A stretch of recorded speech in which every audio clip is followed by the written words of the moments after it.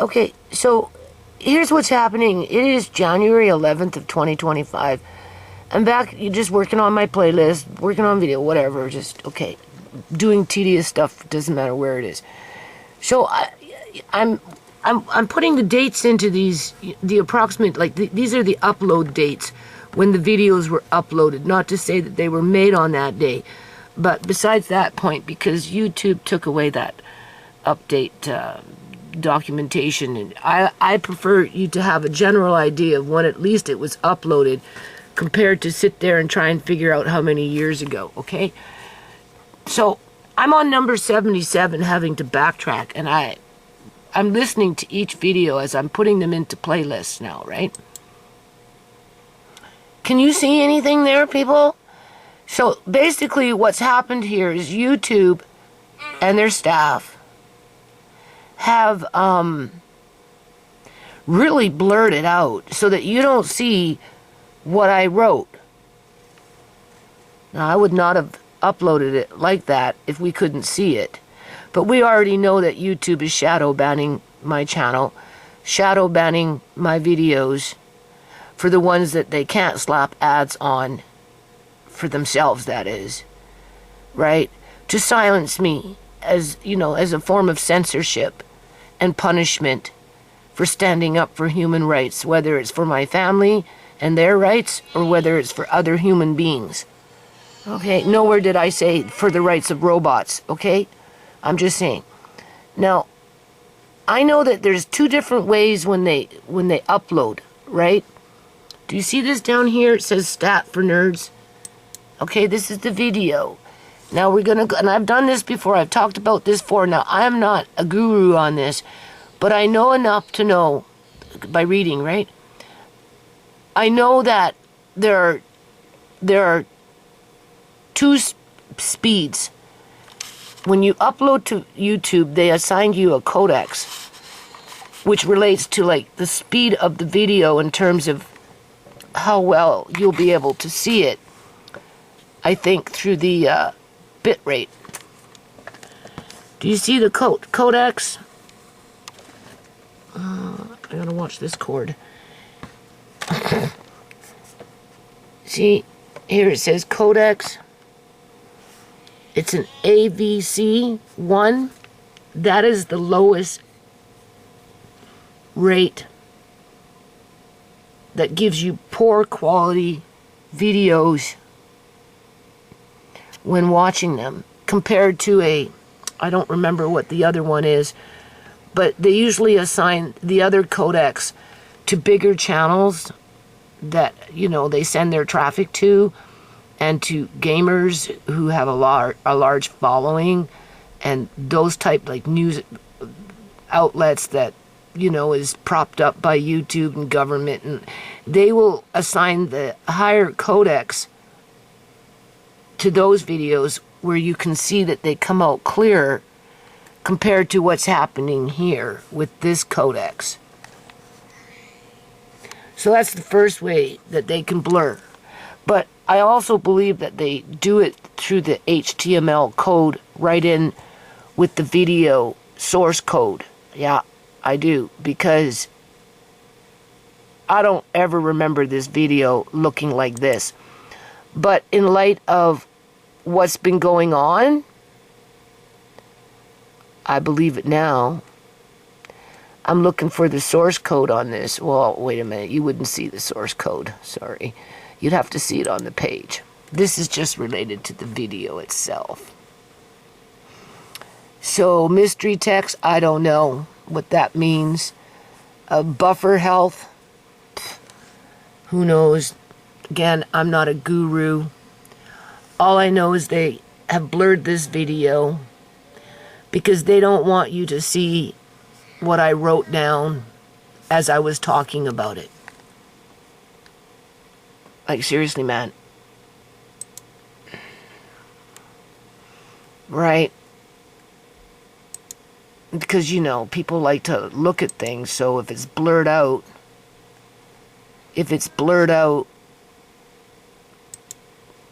chances are you might just leave the video. And that's why they do it. especially if your channel is targeted.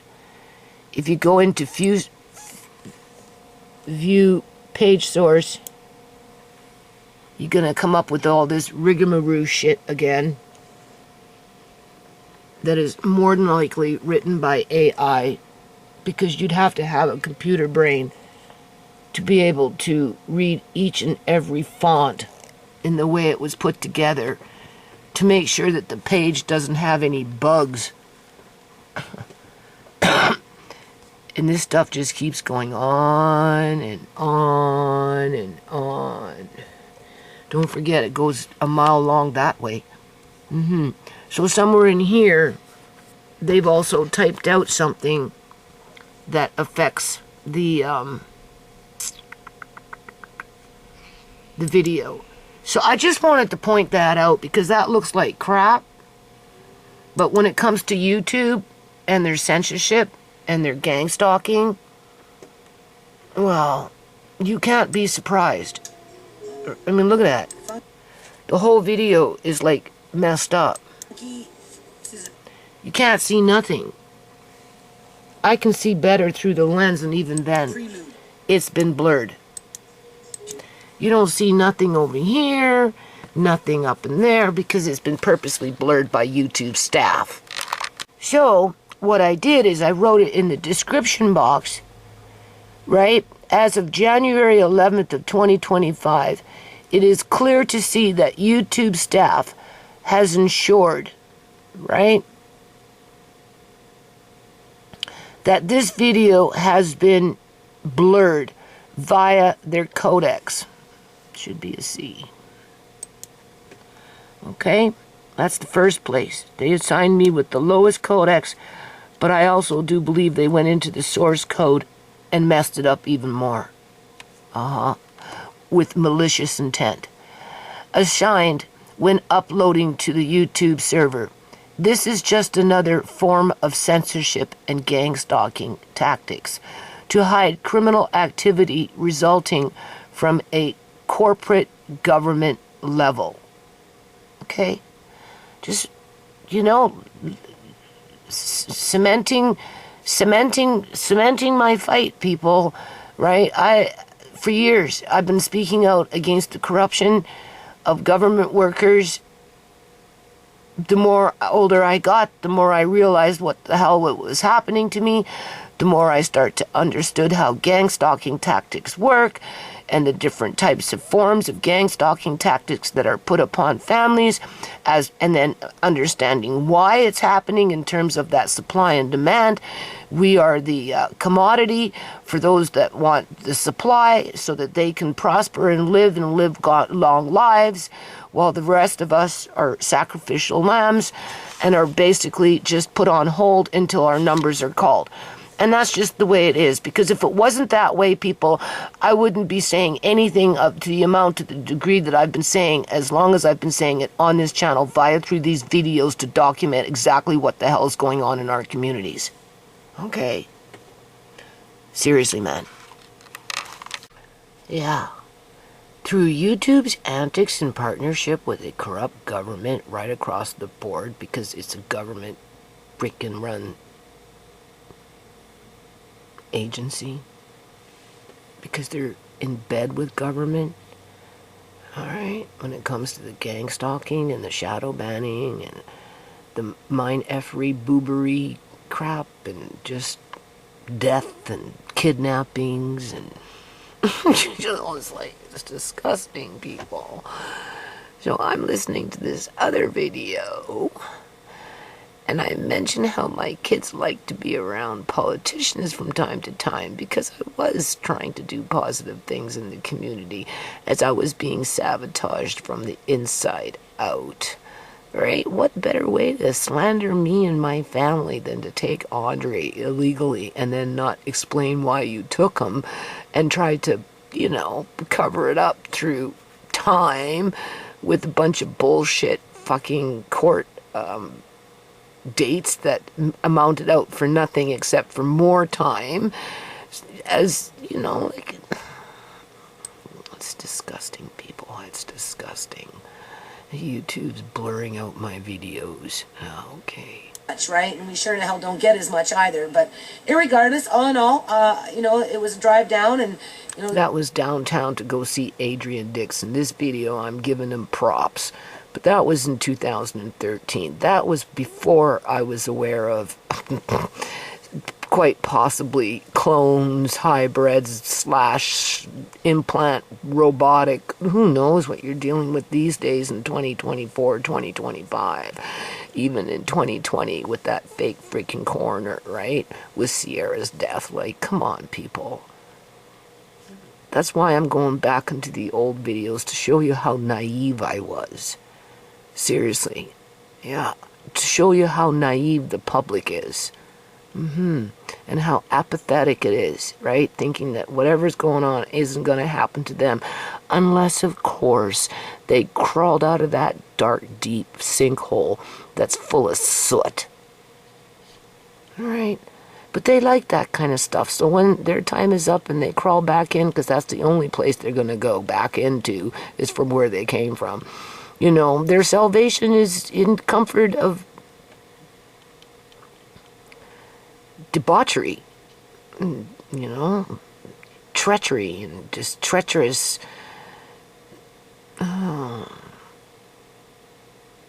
The world is a bad place with a lot of bad individuals in it. You can't even call them freaking human, man. It's beyond being human these days. Oh, yeah. The girls got out for a bit, and, you know, my kids like to be around politicians from time to time. And why? Why would my kids, teenagers, be interested to be around politicians from time to time? Because if I wasn't out on the streets fighting for the homeless people, right, I was fighting for the kids in the poor apartment buildings that had nothing, you know, in terms of, you know, youth programs and that kind of crap, right? If I wasn't doing that, I was fighting at City Hall, bringing my kids with me, sitting at freaking conference tables. Yes, I am having, you know, a discussion about the community and the homeless people and just whatever was in and around my neighborhood that was affecting my kids' psychological well-being as they were walking to the store and there's all these homeless people, or working at McDonald's. They weren't working at McDonald's at this time, I don't think. But they didn't start working at McDonald's until Uncle John in 2015 when he was medically kidnapped. But this was 2013. How are we supposed to know they were plotting and scheming to medically kidnap John? We wouldn't have known. But we sure in hell found out. Right? And I was still fighting a good fight for the community as YouTube, their staff, their CEOs, their partner groups, including governments, were conspiring and working hard to slander me and demoralize me. Dehumanize me, right? Mistreat my family, treat us like garbage as they continue to shadow ban, right? They remove videos with Uncle John, right? You know, and then when 2020 came, they went for more videos, right? They ended up taking my freaking channel away for 3 months as they edited my videos, right? In terms of, I know they did something because I printed out my upload record, and then after I got my channel back mysteriously out of the blue one day, I went back and I printed out again, and the numbers weren't matching up because somebody went in there and fucked it over, did something. So with that video that's just recently been discovered that's put on private, and I don't know where the hell it is or what it is, right? Which it's back to back. You see, that's the thing. It was removed off the server, but I didn't remove it, people. That was YouTube that did that. And I can probably prove that when I get into my paperwork where I have it printed out how that video was uploaded and when it was uploaded. And the way I'm thinking of it right now, I can almost guarantee you that it won't show on the current server right now because it's been removed. But they're not supposed to just remove your video without informing you. And that's why they want me to remove it, to not even question what the hell it is, which is a bunch of crock. Yeah. You know, keeps their minds active and yeah, it keeps their minds active. Mm-hmm. And, you know, I'm kind of now just, You know, right? curious to know what he meant by, you know, Cover up Shimei's murder so that we can have some, I wanted to say skanky little thing, run around town talking bad about me, right? Because of this, that, and basically her nasty brother and what he brought to the house. It's not like I brought, with my kids, nasty shit to her mother's house. No, it was more like they brought her kids, the mother, her kids, Julian and the sister, brought their nasty shit to my house, tried to corrupt my kids, and then murdered one of them, yet to boot. Right? As my government is slandering me through YouTube antics and shadow banning, gang stalking techniques, and, you know, as they've been doing it for consecutive years, and all to oppress the nonprofit and to keep the poor, basically, as they reward those that crawled out of that dark, deep sinkhole full of soot, that organized religion that's accumulating mass wealth for itself so it can go around town bragging how perfect they are compared to everybody else below them under a caste system that clearly the government props up for profit, whether it's on the books or whether it's in the underground economy, okay? Because there's two economies going on here. It's always been that way. As our freaking policing agency turn their eyes away from it, ignore it, or directly participate in it when it's the big bucks, like when it relates to illegal organ harvesting, right? That's bullshit, people. you know, the Ministry of Children and Family Development in terms of, you know, child care or children in care. Do you know how much of a distraction fighting for Andre was for those 15 months when I could have been out in the community, being a community activist, trying to promote that universal school meal program, trying to do the freaking park event to foster unity among all people, not just some people, trying to work with, you know, developing youth programs or whatever it was, anything positive. They didn't want that, though. I dare you, walk in my shoes. Go out there and try and do something positive. Yeah, and see how far you get with it before the goons come out and beat you down. And they come out, trust me. You know, that department there, that little sector needs more money. What do you think Andre was all about? It wasn't just simply prop up a ministry portfolio with their employees. No.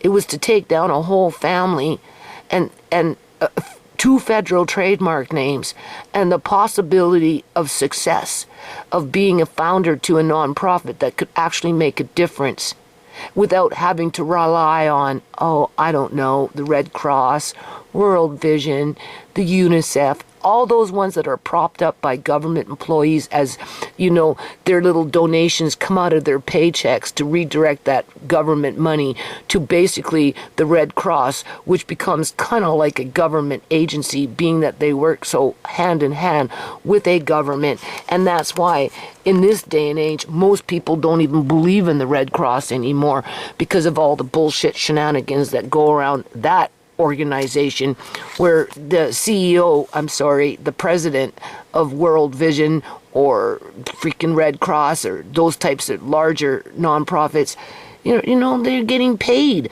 like $650,000 a year just to sit on a board of directors. So you make your dollar donation and you're just paying the president. I never got paid for anything that I ever did. All I got was slapped down, and that's the point. And that's what YouTube does. They like to slap you down. Unless, of course, you signed up with the fucking devil and crawled out of that damn deep, dark hole full of soot. And you're willing to play by their rules. Because if you don't, they're going to come back into your videos and blur them. They're going to allow little skanky fucking you-know-whats running around on the internet, blasting this, blasting that. Even though, you know, I put my little complaints in, but that was completely ignored. Hold on a minute. All right? It was just another form of gang stalking, another form of, another tactic, right? To cover up murder. Well, my kids were interested in politicians. We're interested in being part of the solution. The one that's not part of the solution, wants to be part of the solution, is the one that walks free, still to this day. Okay? Because of what those police did by covering up Shimei's murder. All right? And not doing a full investigation. Do you hear what I'm saying here? But yet, it was my kids that wanted to meet the politicians for positive change. Let's keep it in perspective here, people. Yeah. Yeah. And I'm still fighting. What? Am I fighting for my reputation? Oh, fuck, that was destroyed a long time ago. Do I give a shit? No. Am I fighting for justice? Yes. Am I fighting still for positive change, even though it's highly unlikely because the demons are too deep, too thick to get rid of them? You can't even fucking get rid of them. There's too many of them now. They breed worse than flies. Seriously. And what? For money? For power? For ego? For authority? Whatever. For life? To live a long life? And then think they're going to live in peace after they die? Assuming that they're not hoping that they could be turned into a fucking hybrid robot before they die? Because that's how twisted and sick they are? Like, come on. If it means to do something like Ontario is doing, so that the apprehension rate can just go higher and higher and higher, because, you know, people want to overstep their bounds and take advantage of a situation just because they can, and they want to prove to everybody around them that they're better. With people losing their houses, their apartment buildings being torn down, because they want to build in new condos and double the price, triple the price in terms of rent, with smaller space. How many of these families do you honestly think have their children?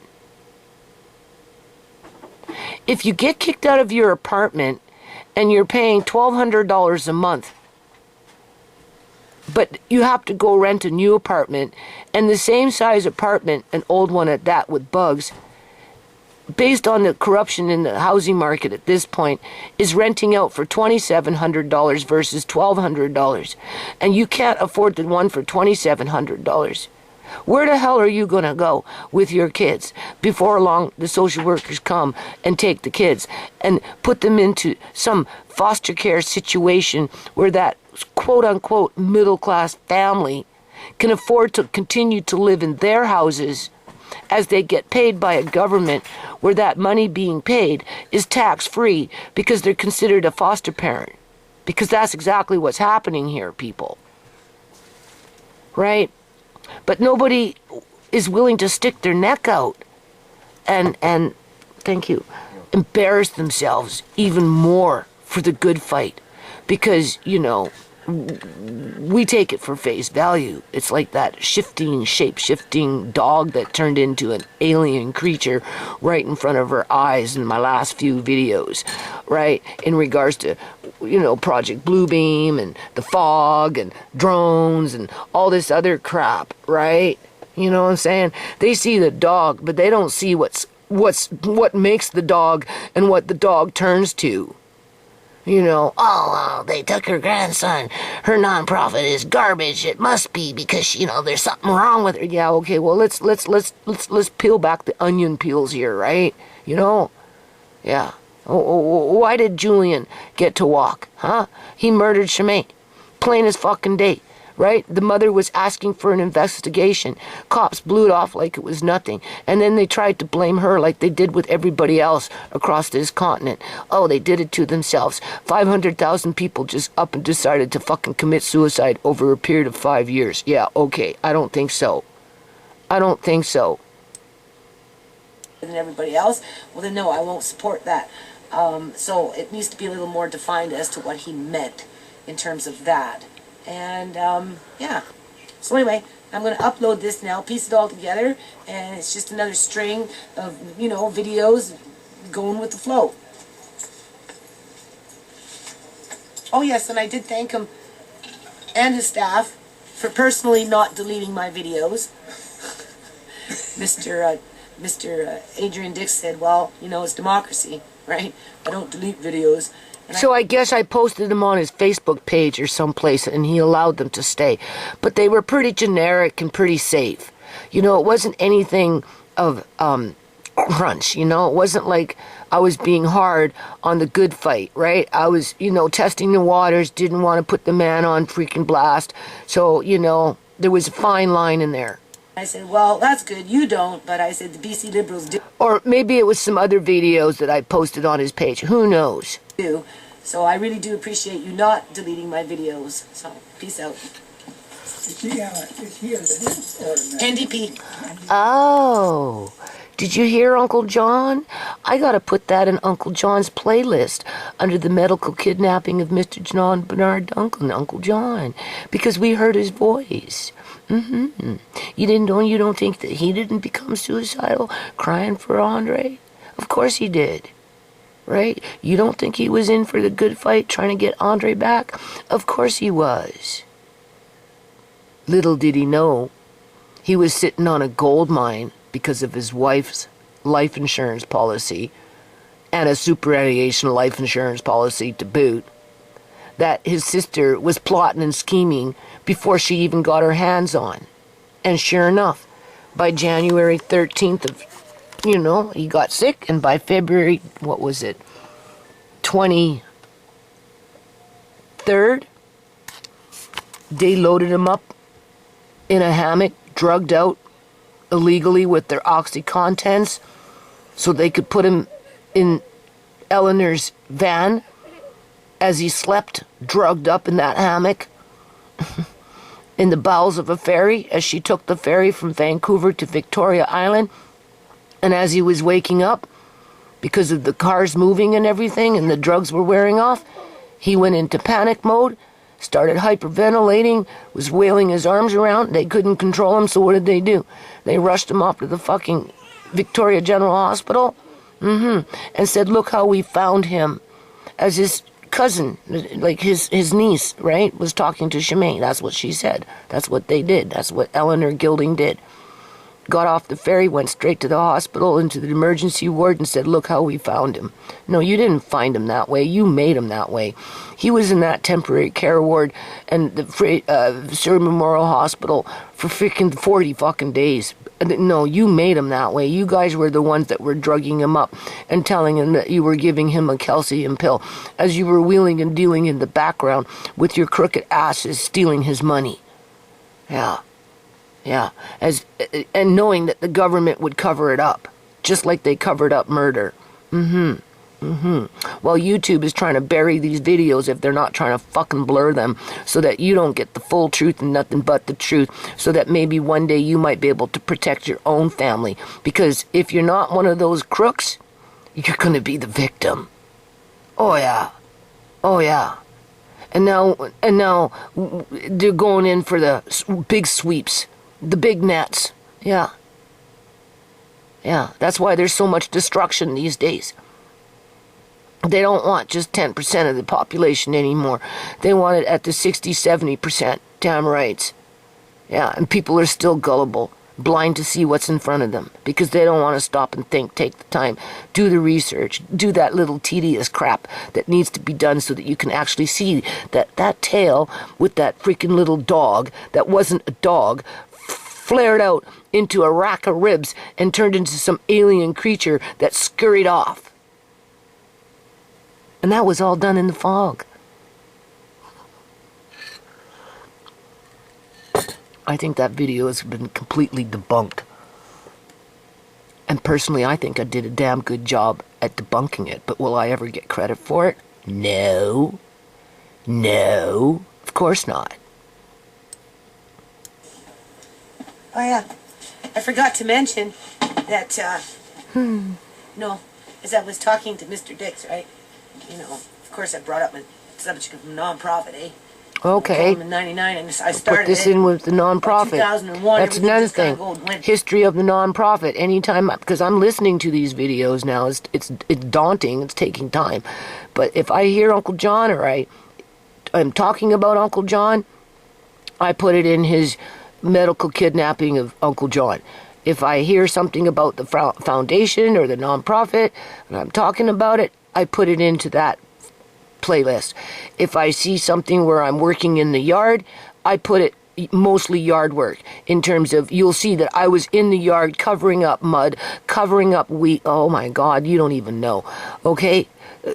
Everything and anything to try and make it a decent yard, because it was one big fucking mud pit, basically. And if it wasn't that, it was a freaking sand pit. And if it wasn't that, it was a jungle full of fucking weeds, full of freaking raccoon shit.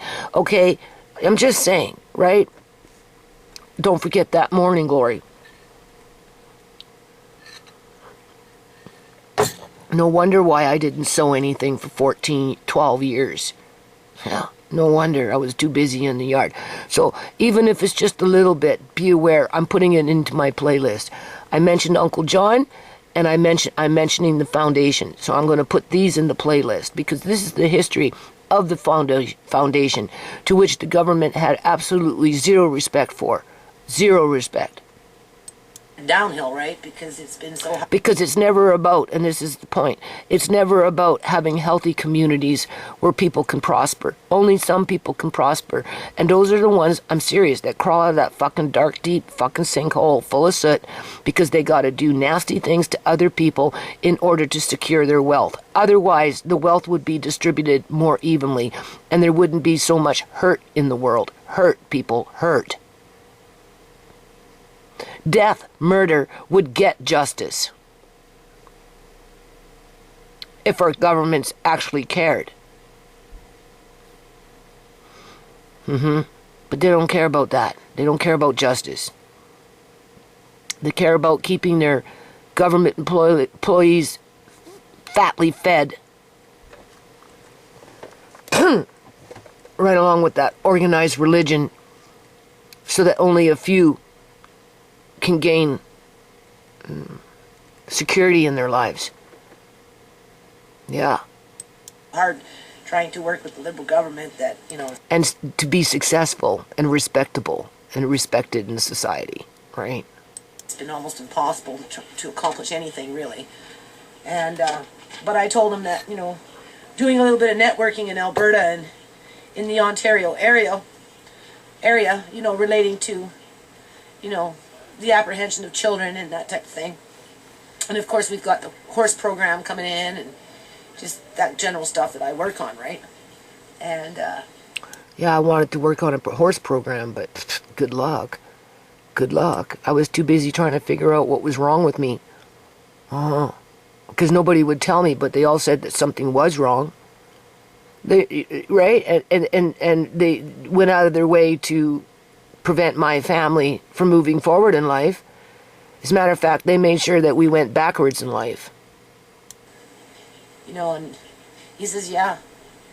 I says, yeah, we're gonna rock BC and start rocking Canada. And do some rock and rolling. And he goes, yeah, let's rock it, right? And so he wanted to highlight. You know what? I was talking to my son just the other day, and he was mentioning that, I guess it was last year or something, some statistic anyway, he brought up at me, saying that BC only grew by, and I don't know, I'm suspicious about this one, but whatever statistic he was looking at said that maybe it was a 1 month growth, who knows. BC residents only increased by 23,000 people. Now, I don't know if that was the year of 2022, because you can only get statistics to a certain year, right? So was that in 2022, 2023, or 2024? I don't know. Or was that a monthly statistic? Because they'll bring in 10,000 Ukrainians all at one pop, just like they brought in the 10,000 Syrians and implanted them into the housing within Surrey and took up all the housing, so that all the residents of Surrey that previously lived there before those 10,000 Syrians showed up, they lose their housing while the immigrants move in and take over the housing, because they're being subsidized by federal, municipal, and provincial freaking government, right? So how he pulled out that number from the hat, I don't know, but he said that there was 23,000 people that are documented to be residents of BC, and out of that 23,000, only 1,000 were live births, which means the other 22,000 were immigrants. So the population went up by 23,000, with 22,000 of those people being immigrants, and the other 1,000 being live births. And I believe it. Yeah, because families that were born in this country are being targeted through gang stalking techniques if you're below a certain income level. And we're losing our families one way or another, whether through kidnappings, through the ministry, or whether it's medical kidnappings through the healthcare system, whether it's through murder. I don't care if it's right up in the house like what happened with Shimei, or like what happened with Sierra, where she was lured and then murdered, okay? As her family was called in for a little sideshow, because you know Sierra was in a snuff movie, and that's just a fact. Otherwise, they wouldn't have done what they did. And in terms of just the whole 9 yards, right? With that fake coroner, robotoid coroner, falsifying Sierra's death certificate, and that body dude guy as he was coming out the door, and that babyface cop, if you've been watching my videos, asked him if he got the stuff, or was it the cell phone? Either or. He came in for a body. So, you know, why are you asking if he got the stuff? Or even the cell phone? Well, the dude is looking into the cell phone with a smirk on his face as he's going down the stairs. Yeah, okay. Because my daughter was in a snuff movie, that's why, people. You have to look at that dog with that little tail that frame by frame by frame turns into a rack of ribs and morphs into an alien creature and then scoots off. Yeah. Yeah. Issues in BC, right? That, you know, a lot of repair needs to be done, a lot of damage has been done, and a lot of issues that need to be dealt with. And, you know, he made a mental note to, you know, express to me that, you know, we're looking at Surrey and U.S. Minister Burnaby, you know, just the whole 9 yards, all of the provinces, every community has things that need to be dealt with. But I also let him know that, you know, I'm still working on my nonprofit, and I think we're going to start seeing some rocking and rolling pretty soon. I think, you know, I kind of got a feel that... No, nothing came out of it, people, because the children that they were taking in numbers back in 2013, I'm sure have increased in 2024 going into 2025. So if they took 100 children, we'll just say, away from their families, and it was more than 100, but we'll just say 100 in 2013. By 2024, they were probably taking 3,000 away from their families compared to the 100 because of the way the housing market is. But then if you have a failing middle class, with the cost of living rising, what better way than to supplement the income by bringing in tax-free money by becoming a foster care parent for all those terrible parents that can't house their children. You know, some good things are going to start coming our way in terms of the nonprofit. We're going to start taking some deeper roots, and we're going to get some people on board that, you know, never mind feed them. Just take it by the rein and just, you know, take it to the max. And so let's stay positive on that. Never mind feed them. And you know, be part of the solution. That's what we want to be. We want to be part of the solution. Yeah. Something the government doesn't give a rat's jack's ass shit about. Nope. Not unless it suits their agenda.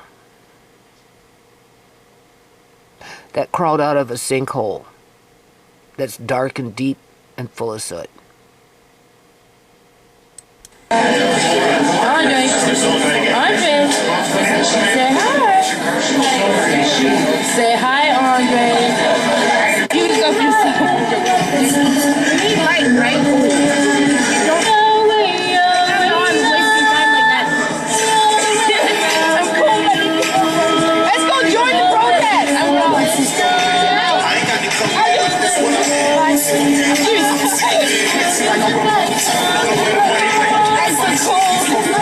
I have to do in the province of British Columbia, Canada, in order to get housing, permanent housing, a house where it's in your name, is one, fake a car accident when the time comes so that, the money can be laundered after the fact of somebody being murdered and sold and having their body parts sold on the black market, because that's the kind of syndicate that we're dealing with here, people. I'm just saying. Yeah. Shmay was a hit. So was Sierra. Are you recording that? Yeah. Don't put me on. Like an ulcer in the belly of the beast, staying true to it. Since my little sweet days in the blue blue, niggas been fighting so long, seem like I'm used to it. Now what y'all know about ain't nothing to it. There you go. He's on the way to the base and Frisco to open all over.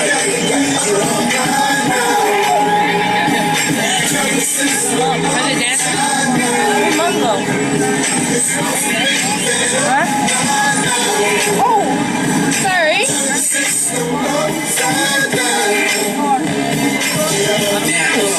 What was that?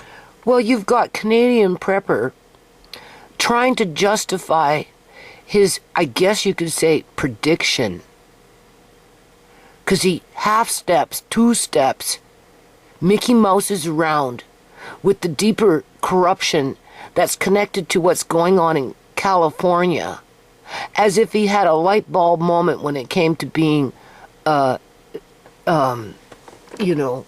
Edgar Casey or something like that, when he predicted that we're going to see, quote unquote, more massive fires that are going to be out of control and burn, cities and crap like that. And now that California is facing that dilemma through, through legislation preventing access to water or, proper maintenance around properties or whatever it was that took for this to happen more easily than if you were to put checks and balances in there. Like he's not doing nobody no service. You didn't predict anything. And if you did predict it, what are you doing to stop it when you don't call out the culprits? So forget about California, forget about Lahaina. Who's next? Who's next, people? Because it's not just some natural random act when shit like that happens en masse. Right?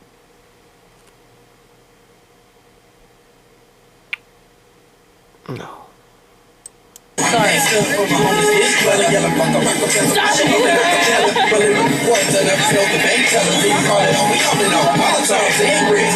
Even this thing, Occupy Wall Street, Occupy Vancouver, right? Because, the people in the States did it, and then Vancouver Union, it was the public union sector that set it up and, managed it, and they had their tents out, but those tents were empty.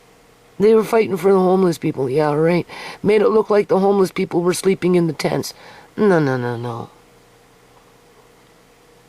One person apparently did OD in the tent, but that thing was probably staged. Oh, yeah. Because the majority of those tents, if not all of them, were empty. This was just a means to blow off some steam. To give false hope, to make people think that they were empowered to change the housing crisis in 2013. Little did they know that they won't even be able to afford apartments these days. Never mind something small like a basement suite or whatever the lowest of the low income people could afford in those days. Forget it. Like their little welfare checks for rent was $370, $75, $350. Like, come on, what could they afford? Now, like I said, 3 bedrooms, old apartments, 3 bedrooms, $2,700 a month, as they're being slated to be torn down so they can build inferior buildings with less space to charge $35,000 to $4,000 a month. $3,500 to $4,000 a month for less square footage and inferior manufacturing compared to what they're going to be tearing down as they kick everybody out. And nobody's got anything that they can rent anywhere. But yet there's a whole lot of kids in that mix. But it makes it convenient for the foster care parent looking to supplement their incomes for that tax-free money. Yeah. Yeah. Yeah, there's your system. As to whatever's going on in California, it's just another dot on the map. First it was Lahaina. Well, no, there was something else going on in California. Then it was Lahaina. Then it went back to California. And now that dot's going to bounce somewhere else on the map. And then you've got Canadian preppers saying, well, I warned you. I told you that with global warming, things were going to heat up. Yeah, okay, sure. So fickle, that one. He's a fickle guy. He's afraid to really say what's on his mind. Because personally, he's got one foot in that deep, dark hole that's freaking full of soot. I already noticed that about him. Mm-hmm.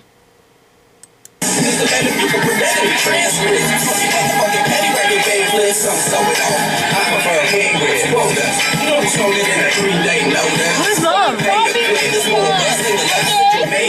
I'm not doing that. At least my kids were trying to fight against homelessness. At least my kids fought and stood up to end homelessness, right? That's more than I can say about other people and their kids, all right? Like, my kids actually were proactive. They either come with me to meetings at City Hall, talking to politicians that were wanting to become mayor and whatnot. Me sitting at that round table with a whole bunch of everybody, with my Mayor X hat on, with Shmay there, with Sierra there, with Tisha there, little Andre was there. And then if we weren't doing that, you know, we were at the homeless shelter trying to help the people, whether it was through a community garden or just, you know, talking about what was going out in the streets with the tents and everything, and people losing their houses. And if it wasn't that, I was taking them to the downtown East Side Women's Center. If it wasn't that, we would go right to Adrian Dix to, you know, to pass the information about what was going on with Andre, as well as going to Occupy Wall Street. What? What? You said my name, what? No, I'm just talking about the videos, like what I was doing with your mom and Shmay and my kids before they took you, in terms of being, you know, a positive role model and keeping them engaged in the community for all the right reasons.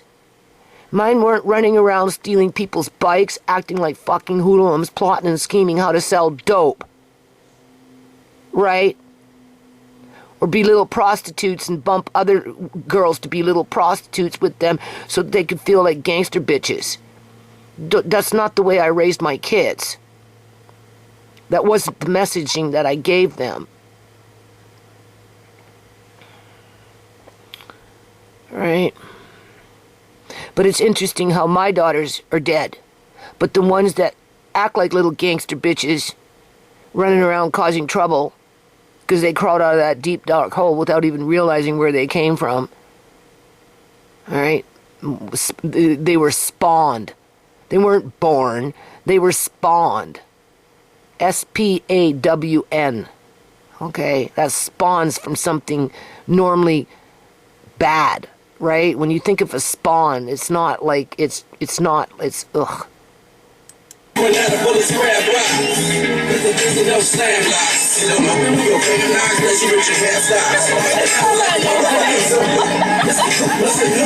just obvious. You're embarrassing. Sister, I don't know. I'm just so.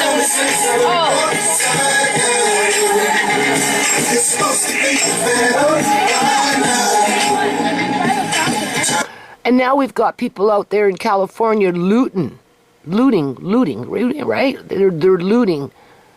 They're not rallying and coming together. That you know, right? They're looting and What else? What else did I hear is going on? January 11th of 2025. Oh yeah, they're talking about government or somebody in that mix throughout that country, talking about how the sleeper cells are going to start waking up, right? And that the United States of America is under attack, with the sleeper cells soon to wake up. And this is just the prelude what's going on in California. By coincidence, because of a natural quote-unquote disaster, which is up for debate. As the crooks, right, are now looting.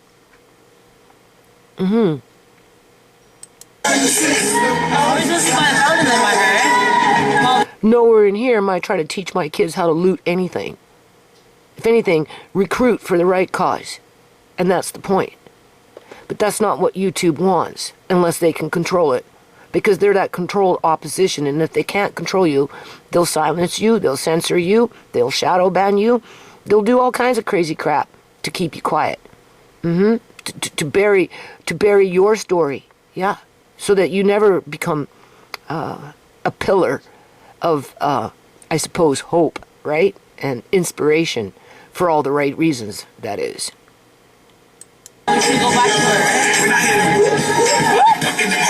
Hell, we gotta wait for Adrian Dix to show back up on the scene under the province of British Columbia, Canada YouTube channel with more orders. And then what? Well, you know I'll be in there like a dirty shirt looking for those motherboards in his hair. I'm just saying. A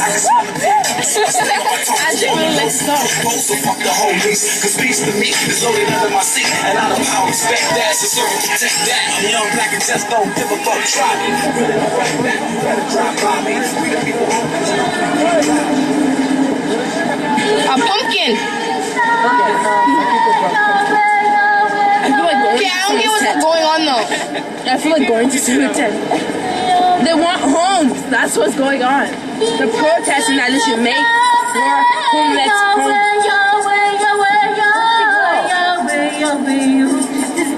I know. So for all that rallying across the continent between the USA and Canada, it got everybody nowhere. Absolutely nowhere. Why? Because it was controlled by the public union sector via, aka, government parliament buildings. And that's why the ambulance and the fire department were parked outside out in the street, monitoring and keeping an eye on everybody to make sure that they stayed safe. Yeah, right. No. They were setting the stage to go and start just scraping them off the cement a few years later with the fentanyl deaths, so that the body parts could be harvested for the next generation of humanoids. And you can't tell me they don't exist, because we've got the coroner, the province of British Columbia, Canada, leading the pack. No denying it, people. And we'll get to it. And I've already proven it on a video. But of course, maybe YouTube blurred that one too. We can't be surprised when we get to it.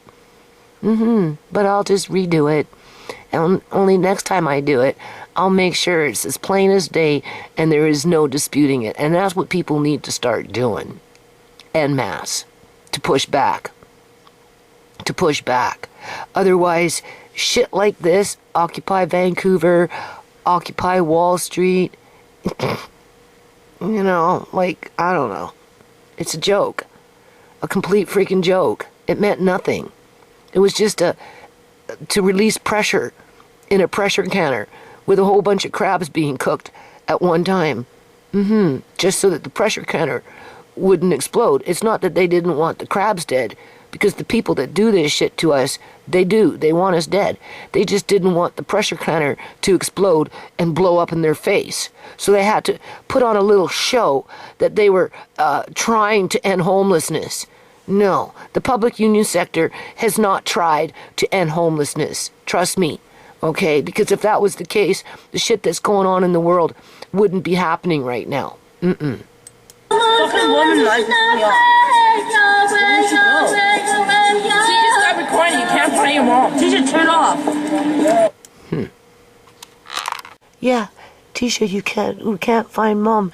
Turn it off. Well, yeah, you're right. One day I am going to be gone, and nobody will be able to find me. But these videos will remain, and sooner or later, people are gonna catch a clue. Okay, people, we're gonna listen to this. It's a short video, and I'm gonna end it on this, okay? Clearly, when I'm back in time, going through memory lane here, you know, I get moody, right? Andre's Garden, Ministry of Tears, April 6th of 2013. That was the upload date, right? In around approximate, maybe that day. Number 78 of the videos, right? Okay? Now, I gave up, when I say I gave up my life for this yard, for my landlords, I gave up my life to these landlords just so I had a place to live with some decency when it came to a quote-unquote yard versus a yard full of mud, grit, morning glory, weeds, sand, gravel rocks, and raccoon shit, and everything else in there. I'm not kidding. So as I was fighting for Andre in 2013, I was still going out in the yard and working in the yard, laying down brickwork. When I say I had a past life, okay, I must have been a man, okay, in the past life from some other time era where working with this kind of stuff it wasn't a problem for me. Okay? I had to, because if I wouldn't have done it, that yard would have been just one big mud pit. And we're talking a big yard, front and back, both sides, through the whole thing. Now, what's happening right now is because I don't see very well, and I haven't been out in the yard for a couple of years, basically, right? And my son now is taking it over because, you know, my landlady, oh, the yard, and he's saying, calm down, I'll come out and I'll work. Because he knows I can't really do it that much anymore, right? And he's trying to keep her, I guess, happy to one degree or another, at least for a little while. But, you know, the only thing that I'm thinking and feeling right now at this point as he's taking over, what I'm finding is he's just grabbing everything up, throwing it into one big pile, weed whacking it down, and then walking away from it. And then when summer comes and spring comes, right, everything starts to grow. The weeds take over. The morning glory smothers everything. And like, I don't think he fully realizes what he's doing because he's kind of making it worse because he's bringing it, some of it, not all of the yard, because this is already in the ground. So, you know, okay, but where there's nothing like this, and, you know, like, oh my God, I told him yesterday, because he's just trying to, he calls it opening up. And I'm like, yeah, but you do realize that, you know, with some areas that you're quote unquote opening up, you're just making it easy for the weeds to come back with a vengeance. And then this last summer when the landlord came over and we went to the grapevine and we were looking at a patch that he cleared out and it was full of nothing but weeds and morning glory and all, and she looked at me and I looked at her and we looked at whatever, and I told her that my son just kind of moved everything around and just made it where the weeds took over again. The morning glory. What can I do? Right? So, but I'm like, okay, Judy, just calm down. Who cares? Let him learn. Let him figure it out for himself. I don't know. He told me he was going to do something. I don't know what he's going to do. But he said he's just opening it up right now. And like, when I look at this, and I'm just like letting go, right? Right? I have to let him learn the hard way. If you're going to remove everything from a spot that's a hot zone that's full of weeds, and you remove the breakers, the barriers, to prevent the weeds from overtaking that area, well, it's just a matter of time before the weeds come back with a vengeance. I guess you're going to have to learn that the hard way. right? And being that I had my time out there, we'll put it at 12 years out of 14 years, because we won't really factor in the last 2 years, right? And I did what I did in terms of hard labor as a 105-pound woman that went down to 92 pounds when Andre was medically kidnapped in 2000, sorry, not medically, illegally apprehended. Uncle John was medically kidnapped. When Andre was illegally apprehended in 2013, I was still working in the yard, people. Hardcore. With this kind of shit. So when my son finds his way to the back and starts chucking out this, what he's going to find is he's going to find all this underneath that's already been done. Now, some of it may need to be repaired in terms of, you know, your borders. You see this border here, right? Maybe not so much this border, but some of the wood here. You see, right? Some of these woods have rotted out since 2013. It wouldn't take much to run a new board in there, put everything nice and tight, and then you have a nice little walkway, right? And it goes all the way. All I can tell myself is what you did, because I'm the one that did that, was your share of my landlord's problem. Not that it was ever my share to do it, in terms of my responsibility. But I did what I felt needed to be done in order to control the problems with the weed, the mud, the grit, the water drainage problem, the sand, the rocks, whatever the frick was going on front, back, and on the sides of the house. So now that my son is out there doing what he's doing, I have to breathe and tell myself, relax, let him just take over, do it his way, so he can find his way, so that his creative skills can come out, and, you know, his ideas can whatever, and if need be, he will learn. If need be, he will learn the hard way. If he wants to take these bricks and rip them up, thinking he's going to solve a problem, because it's easier to take one freaking 2x4, take out the rotten one, run a new one to keep everything in place, but instead he wants to rip everything up, thinking that, you know, whatever he's got left behind will be suffice. Well, he's going to find out that it's going to turn out to be nothing but mud, grit, gravel rocks, or whatever, weeds. It will never grow grass, ever, so don't even try and fool yourself. The only way you can get grass growing in the back is if you come in with a freaking dump truck and put like 6 inches of fucking good soil on top of the garbage soil that was in my backyard. And that's why when I was working out there, I'd go to other properties where houses were torn down, and I'd cut out pieces of grass, pull it up off the ground, and come in with the soil under the grass as if it was sod, and try and transplant it into a yard that didn't have soil except nasty ass gross fucking dirt that was nothing more than mud, grit, sand, whatever, full of weeds. The only thing that would grow was weeds. That's what I moved into. And now I've got my son out there tearing everything apart, cleaning up the yard for the landlord. Yeah, okay. Whatever. Been there, done that. And there's parts of the things that he's doing, and I'm thinking, oh my God, you're just going to invite the weeds back into the yard, and then you'll get busy with work. It's summertime, and you won't care. You'll just keep on walking by.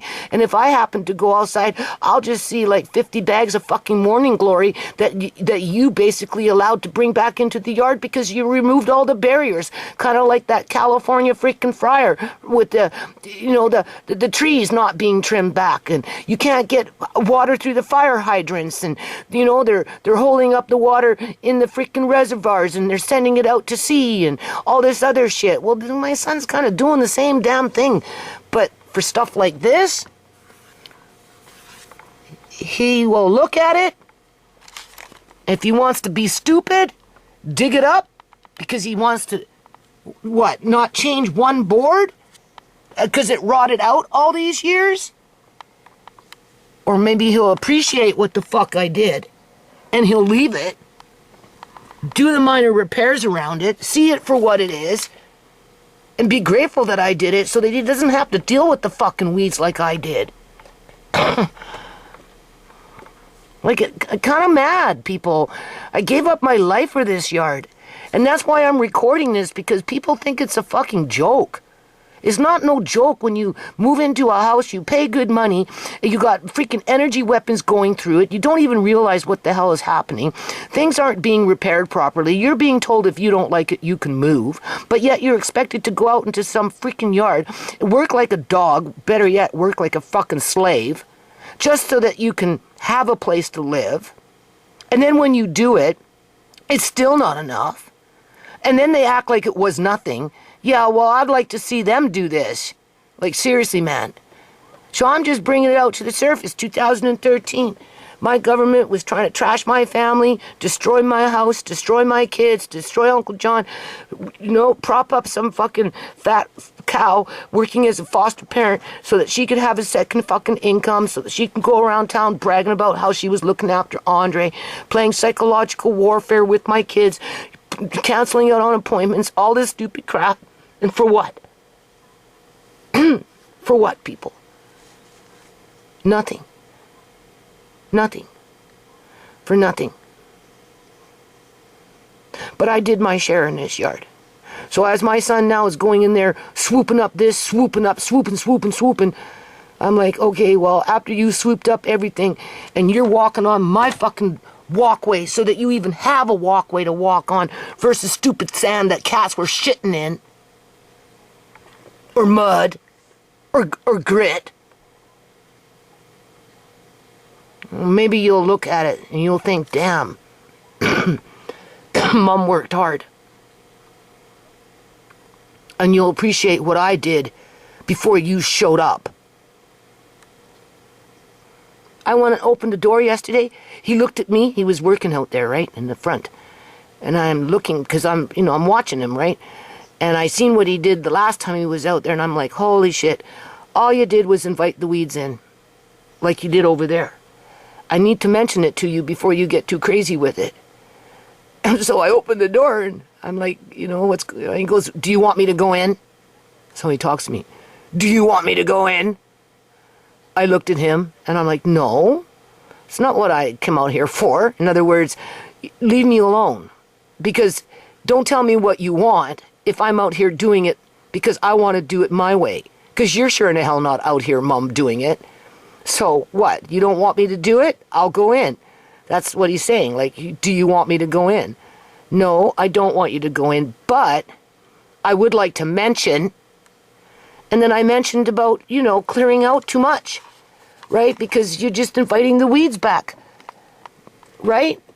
If I wouldn't have done what I did there, it'd be nothing but fucking weeds.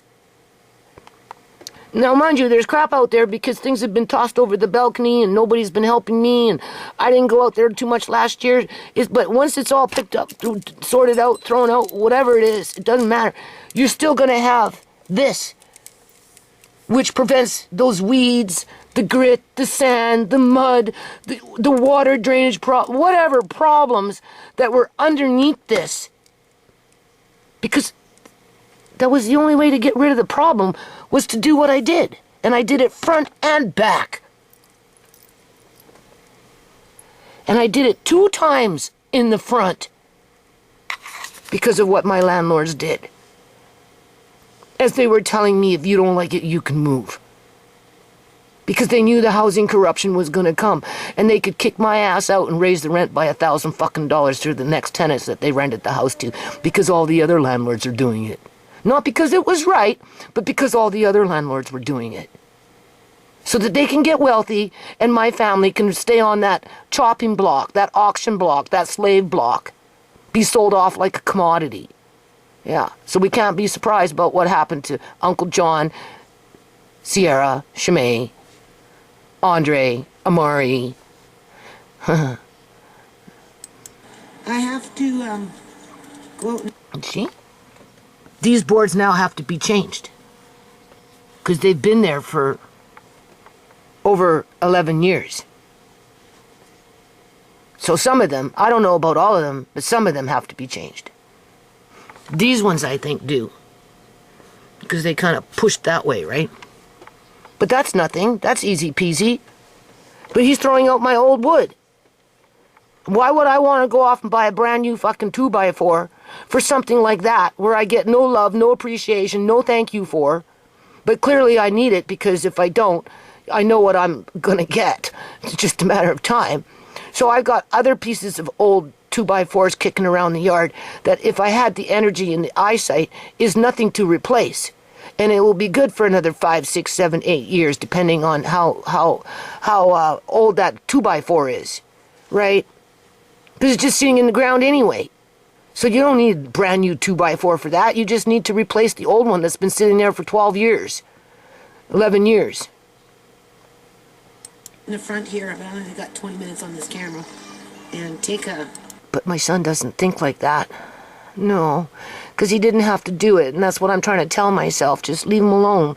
Let him learn the hard way. He's thinking one thing. He'll do all this work, and then he'll get up in the morning. He'll go outside. There'll be weeds all over the place. He'll look at himself. He'll roll his eyes. He'll look at it, and he'll roll his eyes. And he'll be like, damn, where the hell did all those weeds come from? Well, I don't know. You just made it so that they could grow without interruption. You made it easy for them to grow. And then my landlady will be looking at me to solve the problem, and I'll be looking at her like, don't act, no, my son did that. Like, fuck, I ain't gonna go in there and start weeding his mess. I tried to prevent that from happening. He cleared everything out and made it so that it was easy for them to spread out. You want me to go in? No, I don't want you to go in. I just want you to be aware of, you remove too much, you're asking for trouble. So be careful. I went back in. And then I told myself, just ignore it. Right? And you know how I justified it? What's going on right now? Because I'm losing my life, people, and it's not easy to let go, especially if you're still alert, right? And you still have energy and blah, blah, blah. My grandmother, and then we're going to watch this video. My grandmother, and it will be the end of this video, my grandmother had a bigger yard than what I live in right now in terms of this house and this yard. And I don't know how she did it, but it was immaculate, I'm telling you. There was a patch there that she had, I don't even know how many daffodils. It would have had to been 20 feet long in length and probably about 4 feet in width, okay? From one end to the other end, 20 feet long by 4, so 20 feet by 4. And that, all of a sudden, all the, what do you call those things? Tulips. The tulips would just pop up. So it'd be nothing but tulips. 20 feet by 4 feet. I don't know how many tulips you can plant in a patch of dirt like that. But it was full of tulips. And then the tulips would die off. I don't know which ones came first. I don't know if it was the daffodils that came first. But next thing you know, it'd be full of daffodils. It was either daffodils first, tulips second, or it was tulips first. I don't know. I just remember tons and tons and tons of daffodils would come up. And then there'd be tons and tons and tons of tulips that would come up.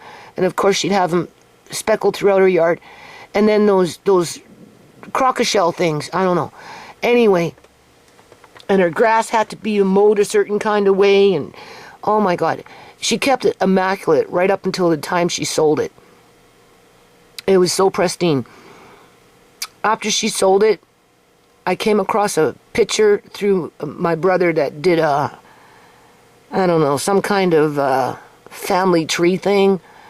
And he somehow got a picture of the property after it had been sold off and somebody else owned it. And they just let the yard go to trash. It was so weedy. It was awful. It was nothing compared to what my grandmother did. And that's kind of like how I'm justifying what's going on in this yard right now in terms of, it's not like I can go out there and work like I used to because my back has been broken with too many whips on it, basically. It definitely hastened my blindness because of that obligation to work in the yard in order to secure my house where they couldn't evict me because of a yard as they used that as psychological warfare to keep me working in the yard as they were increasing the property value. And that's why they wanted to look nice, so that they had a means to justify their asking price at one. And right now they're sitting on waiting for $3 million. And when they list this house, they list the greenhouse, they list the sheds, right? They list the gardens, they list everything that I built and created. They list as a selling point so that they can make their $3 million. But I get kicked in the fucking teeth with that whip on my back. And then I'm facing homelessness to boot.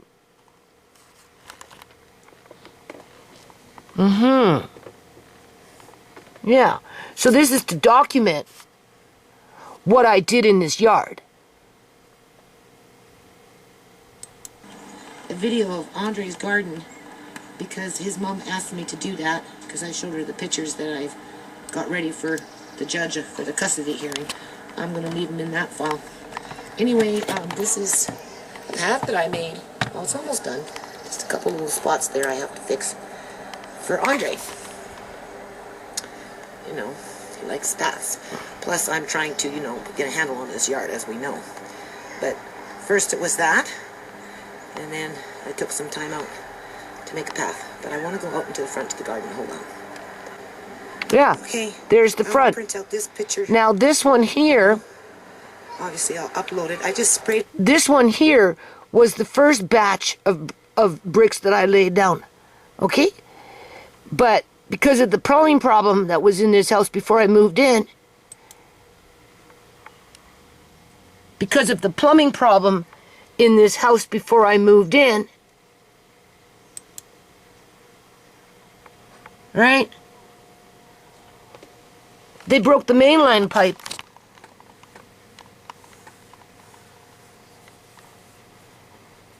And because of that, they had to get out in the front and they ripped everything up. Threw it into one big fucking pile and expect me to put back in a month. And then eventually they came to me and said, well, you need to clean it up. Otherwise, the city's going to come and charge $15,000 and we're going to have to kick you out. Well, I'm not the one that ripped it up. They are. That was where the sand was, with the gravel rocks underneath it. And last year, when my landlady was saying, oh, your yard, and I'm like, and she goes, and I said, you do realize it was nothing but sand. But I like sand. That's what she told me last year, people. She would have preferred to have a half a yard full of fucking sand for 14 years versus something you could actually walk on and not have cat shit in it.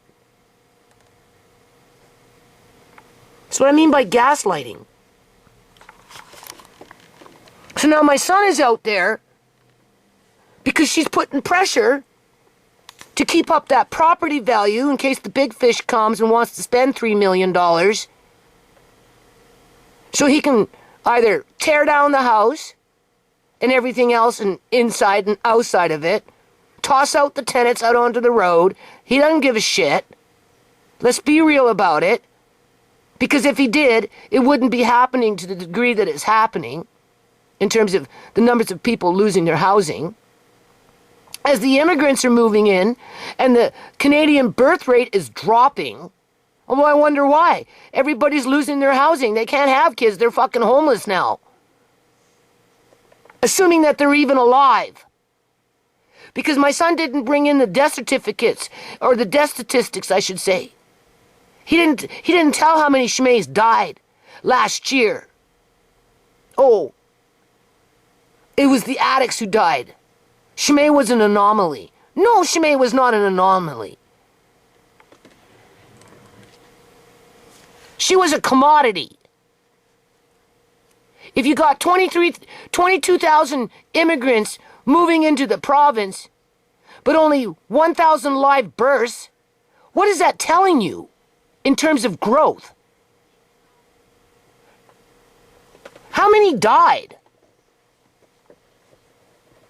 And what did they die from?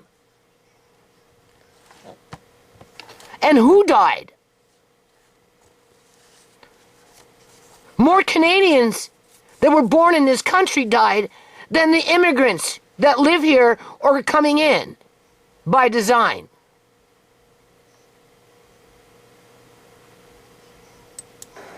You know, obviously I'll upload it. So, yeah, he tearing down shit now. And okay, all that what you seen was all ripped up in 2000 and, when was it? I think 14 or 15, or maybe it was 16. I don't remember if Uncle John was here or not. Okay, we'll get to those videos eventually. Because I had to go there and do it all over again with that fucking whip on my back. Yeah, okay. Sprayed it down, right? Because, you know, there's still... Do you know how hard that was to do that? Lots of mud to do. There's lots of sand. I hope my son appreciates it when he walks on it before he starts chucking everything away. I'm like, oh my God, he's gonna... I told Andre, tell Uncle MarKeng not to throw away my rocks. Don't throw away my boulders. We're gonna need them. We need them. It helps to control weeds. Well, you don't want me to go inside? No, I don't want you to go inside, but I sure enough fuck don't want you throwing out the rocks because that's what helps cut back on weeds.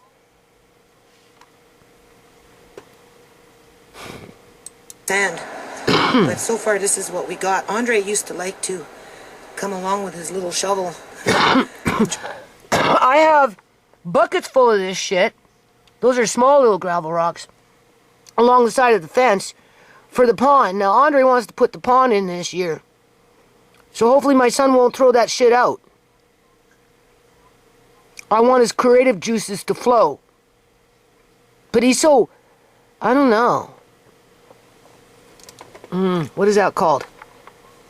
Offensive? Defensive. You know, all I have to do is open my door. What do you want? Do you want me to go inside?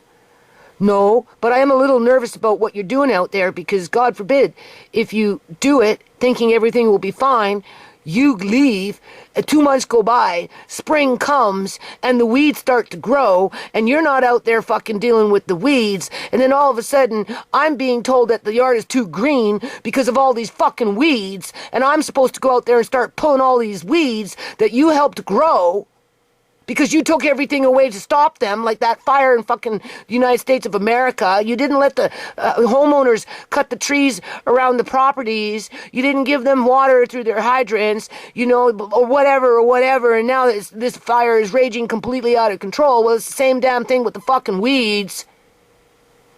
Like, I'm having a panic attack before those weeds even grow. And he's being hostile. Well, you want me to go inside? No, I don't. I just want you to be aware.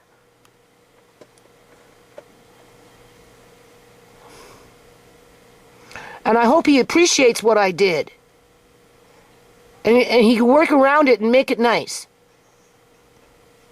For himself. Do it for yourself first, before you do it for the fucking landlord. Because honestly, they don't give a shit. Because at the end of the day, the house is going to be torn down and your ass is grass. Seriously. There's going to come a day when they can slam the door in your face, tell you to fuck off, and they'll forget about you as fast as they remember that they may even met you. Because they made their money off of you, and that's basically what it boils down to when it comes to good business. Good business. Well, here's your good business.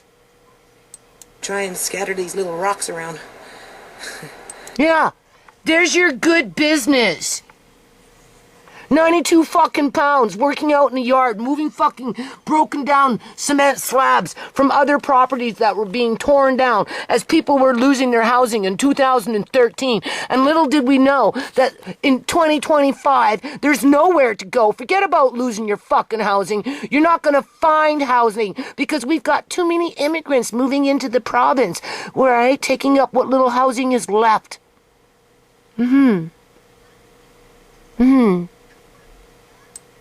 And he liked to dig in them. And he really enjoyed walking along the paths. And yeah, so there's Mickey, the gardener cat. So I'm going to print this out because this is really nice. Yeah. My son, I put my heart and soul into this yard. I dug deep into my previous life. So I had the stamina, the energy, and the inclination, and the wisdom to do it. I didn't sign up for it, but I was kind of forced to do it. Because if I didn't do it, it was, why is all this sand out in the front? What are you going to do about it? It's full of cat shit and weeds. That's unacceptable. You're supposed to be doing something in the yard. Go pull weeds and dig out the cat shit. Yeah, okay. I don't think so. I pulled out the weeds, and I covered up the fucking sand. And even then it wasn't good enough. grumbled when we were doing it, but now that it's done, he really likes it too. Hold on. Yeah, that's messed up. Okay, so this is what my daughter wanted to point out. Andre spent a lot of time out in the yard with us. So whatever my son is doing, I just want him to enjoy himself and not feel like what I went through. I don't want him to get caught up in bullshit politics that's going to suck the life out of him with nobody saying even thank you for his efforts outside of maybe me, in terms of I do appreciate his help. But at the same time, don't be quick to throw away your mother's wisdom and blow her off like she doesn't know what she's talking about, being that she was out there for 12 fucking years dealing with those weeds. And now I'm having panic attacks, wondering if they're going to grow back because of what he's doing. Right? Because I ain't going to go out there and pull them halfway through the year. Fuck no. No. No way. This last year, I walked down the side of the house. I was pulling out Morning Glory. Oh, in the bags full. And I just threw them and left them on the ground. I guess he found his way, wandered through the path, had to step over all those Morning Glory fucking vines, came to me and asked me about that. Did you do that? I said, yeah, but you can put them in the green bin because, I'm exhausted, right? Like, I can't fucking see. You do that. You're the one that made it available for them to grow like maniacs. But they would grow anyway. So that's why you have to be careful and make it a little harder for them to grow.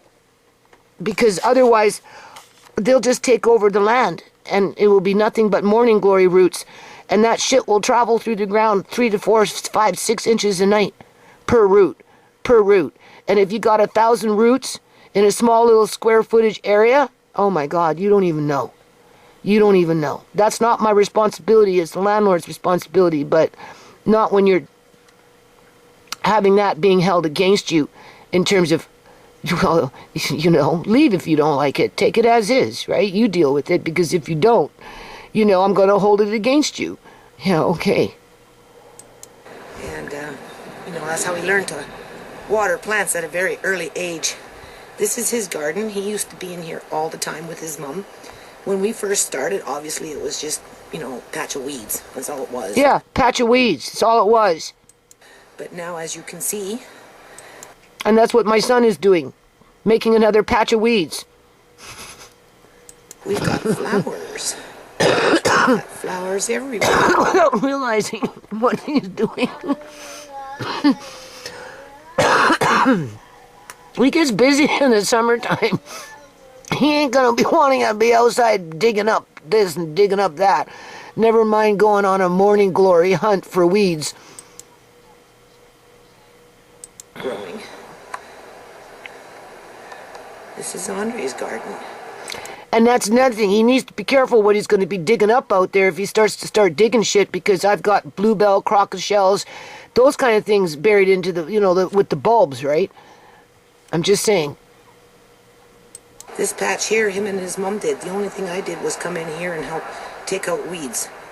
After that, it was a solo between... And that's another thing. I don't want him spending too much money on this yard either to put on that, to make it look nice, right? In terms of, yeah, you can spend a little bit of money, but some of this stuff, like, you need, like, good dirt and, like, I don't know.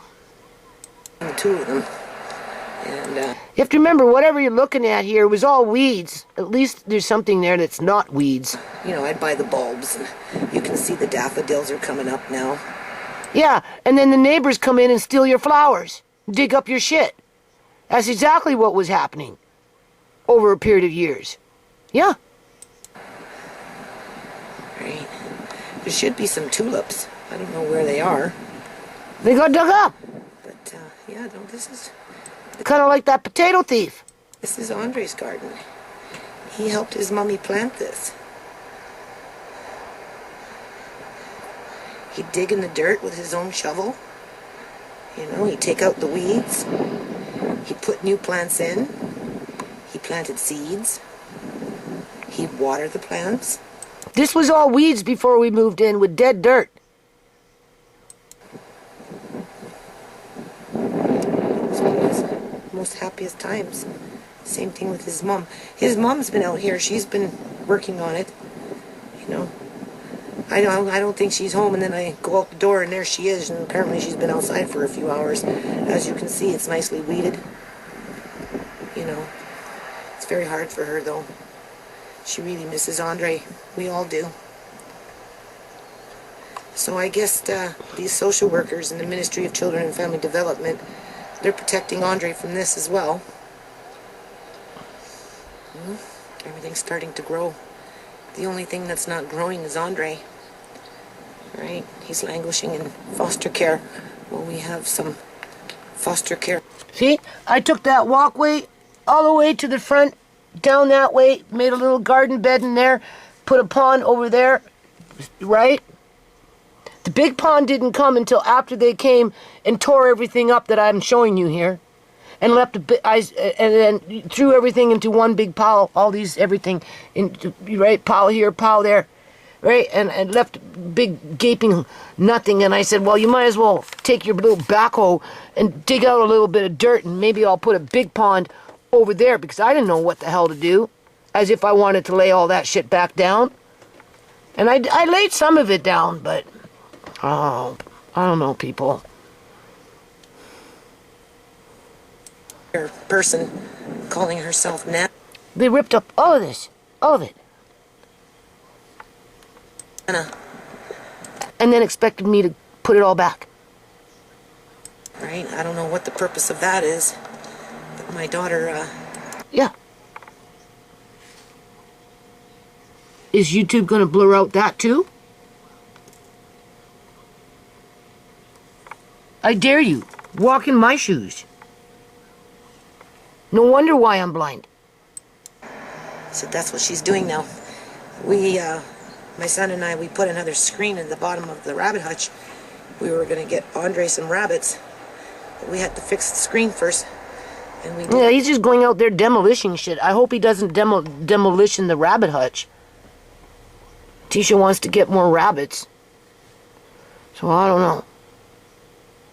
That, but no rabbits yet. Anyway. Look at that. Huh. That was round one. Oh, and it was so nice because it was growing moss. It was starting to grow moss before they tore it out. So it was less weeding. Right? I'll be back. Okay, so I was going to end the video, but, you know, I'm going through these videos one by one, and I'm actually glad that I'm also working in the kitchen, and I've been watching these videos too, you know. And here's Angelica. Where is she? She died.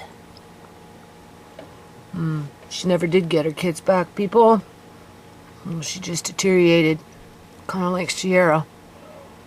Only this one here was huffing, I don't know, paint cans or something like that.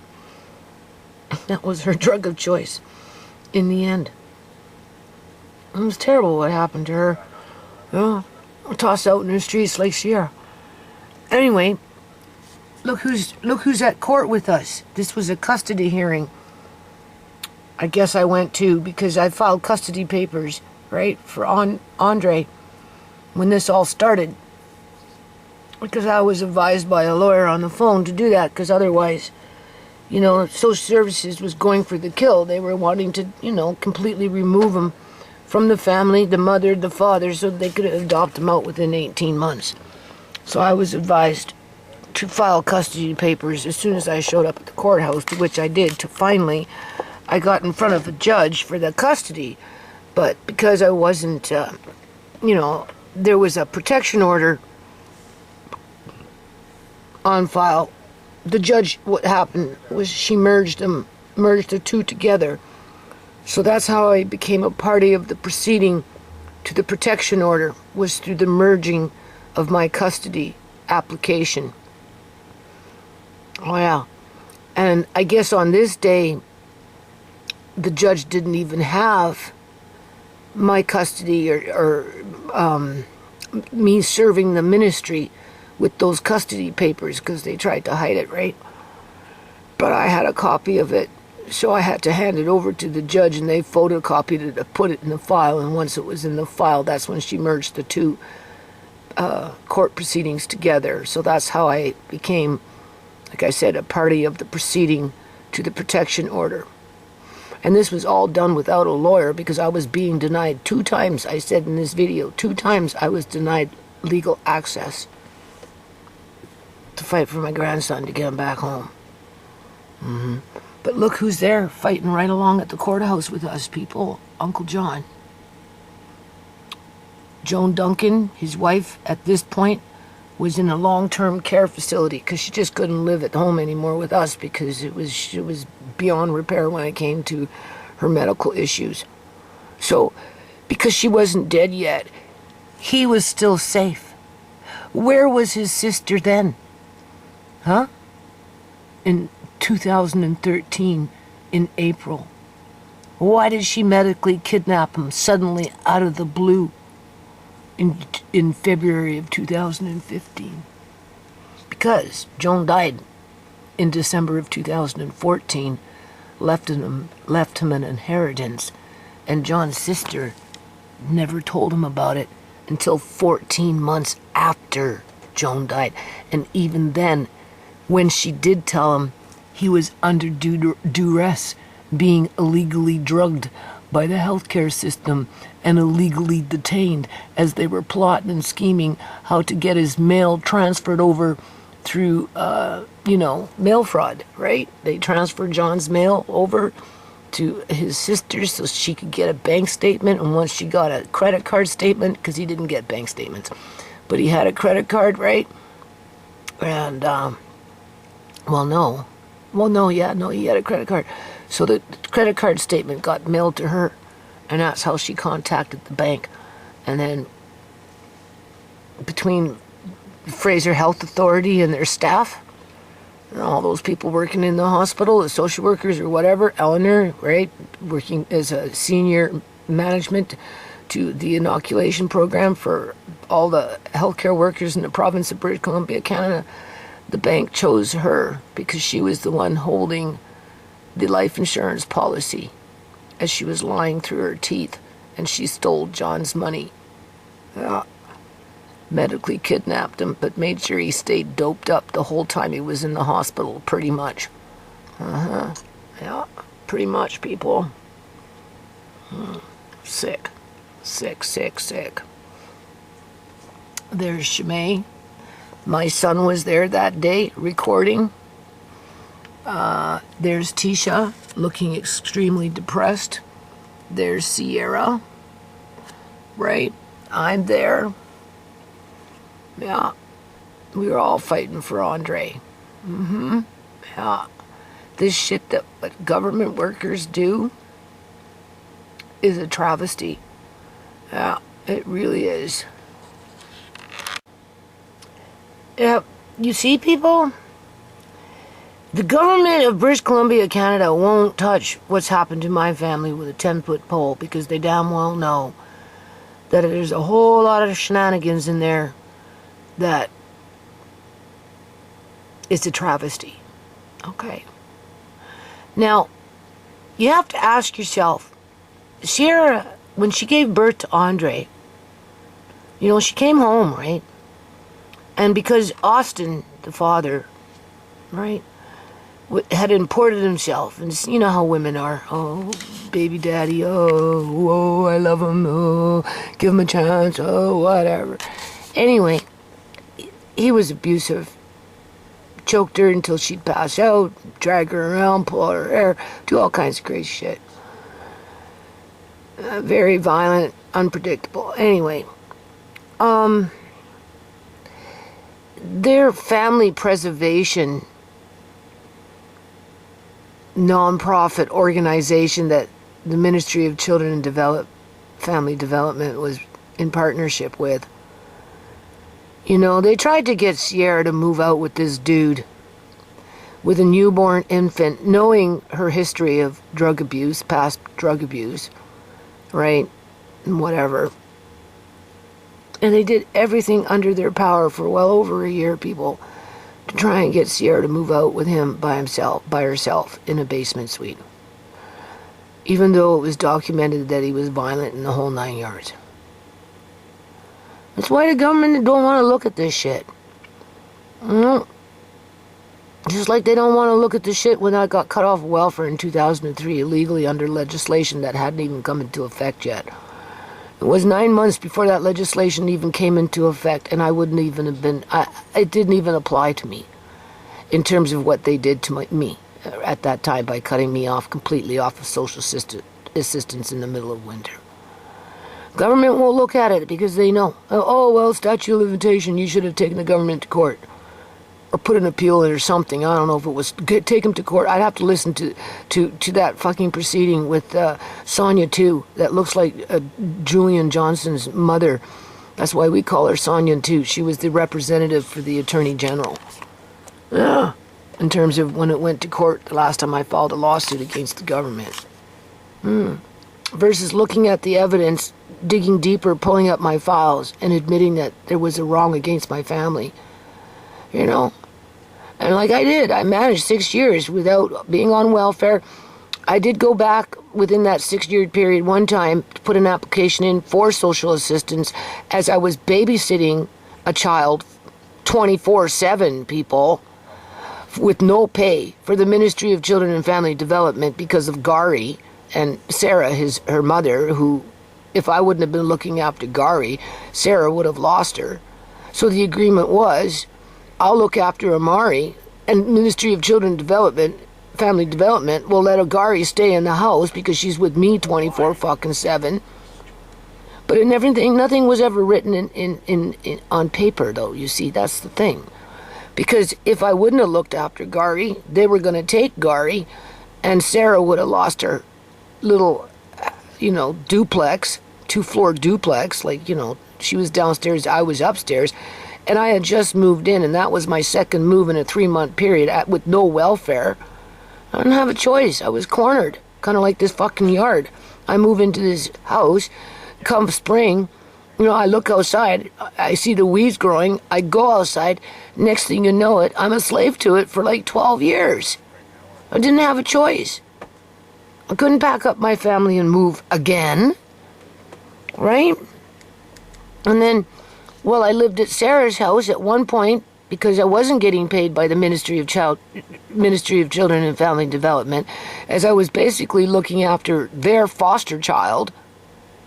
I went to welfare to see if I could put an application in, and because I had a few little trust funds for my kids, small, $3,000, $4,000, right? They said, no, you have to cash them in. So I did. I cashed a couple of them, Sierra's. She wasn't going to go to college. We needed the money, right?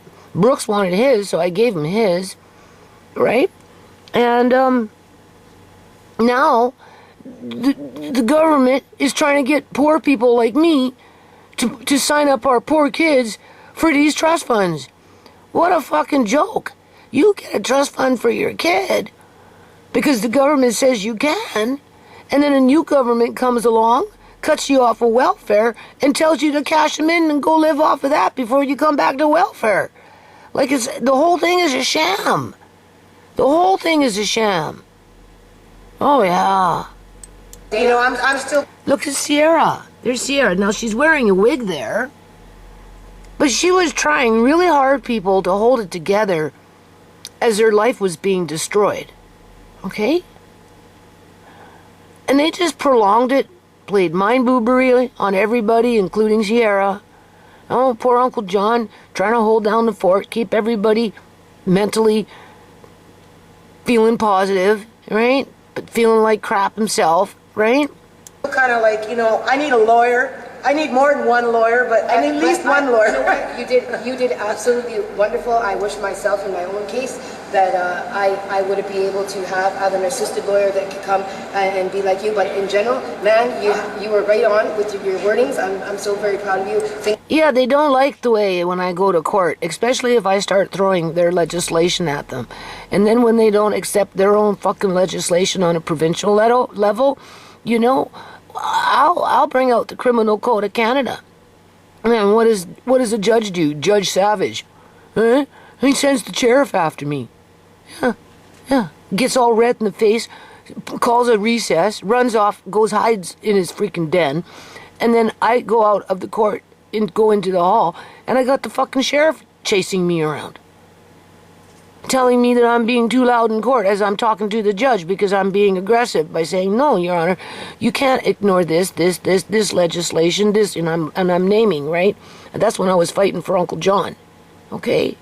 And then judge, oh, that's just provincial. I said, okay, well, whatever. Like, what about all the federal crimes that were committed under the Criminal Code of Canada? This section, that Criminal Code section, this one, that one. And oh my God, he didn't like it, people. He turned red, and he's called a recess. And then he sicked the freaking sheriff after me. And he still threw it out of court because he could. Because he could, people. Because the government doesn't want to accept responsibility for what it does to innocent families and to innocent human beings.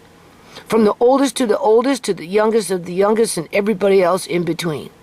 And that's why there is no justice for my family, because it got real ugly when the murder started to happen and the cops covered it up.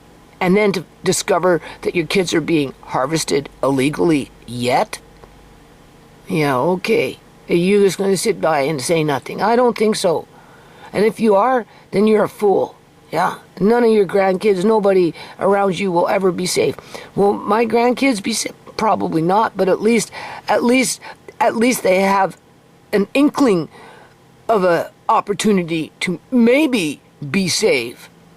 But we're dealing with some serious scoundrels here that don't give a jack shit because they're protected by the government. Yeah. Because the government encourages it to happen. That's why. Things that I wanted to do and I haven't necessarily been able to stand up for. I certainly commend you for your courage, and it's wonderful that... I dare you, walk in my shoes. It takes courage to do the things that I've done all these years. I have that encouragement around me in my life, and I hope that other people as well... But to see your daughter be exploited for 8 years... Not to mention what was happening before all this happened. Okay? Because before she had Andre, it wasn't no cakewalk, right?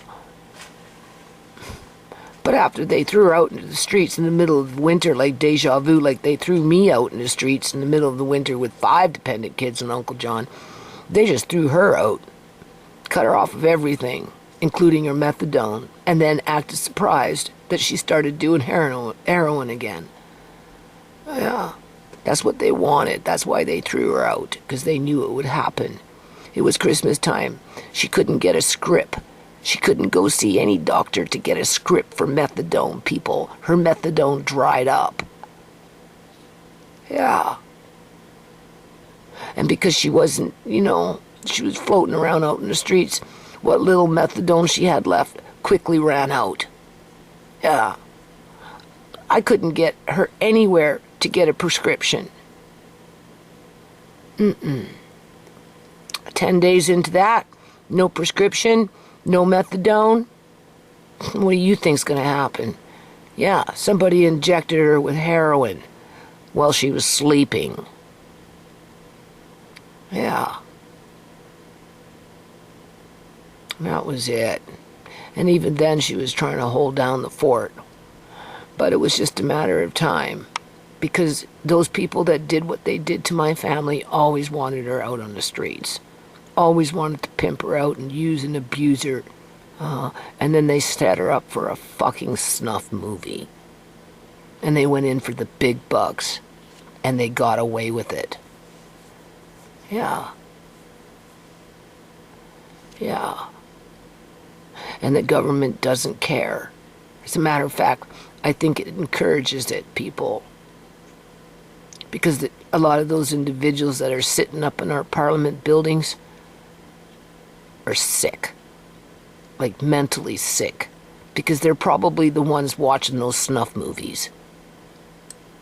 Take a little bit more interest in the judicial system and learn what your rights are. 30% are in our country. We are the only country that has most incarcerated individuals because we don't know our law. During school time, we don't study our law, and 75% of all cases are won based on appearance. You only got 24 million. So let's give it one up for justice. Justice. No, it wasn't justice. Outside of that, one judge did put me down as a party to the proceeding when it came to the protection order. And then this way, at least I had a little voice versus no voice. And then because I was there with no lawyer after putting an application in 2 times, as I was working on a lawsuit at the Supreme Court, and they caught wind of it, the next judge that I came in contact with soon after this, or the one after that, because they had me in court 22 times in 15 months, people. You do the math. Okay? That one told me to go put the application in again for legal aid after I reminded him that I had been denied. And he said, well, you already have custody, but you need to go get a lawyer. Didn't quite clue into what he meant that I had custody, but besides that point, I went and I put the application in again, and then that application went to the province, and a supervisor approved it, and that's the only reason I got a lawyer. Yeah, but I had to start filing paperwork at the Supreme Court to take it to a trial there, because I didn't know what else to hell do, because the whole system is corrupt. Look at Shimei, trying to feel positive. Look at Sierra, trying to feel positive. I know Tisha's looking completely depressed, and of course we've got Uncle John in there somewhere. We just seen him. Justice. There he is. Right there.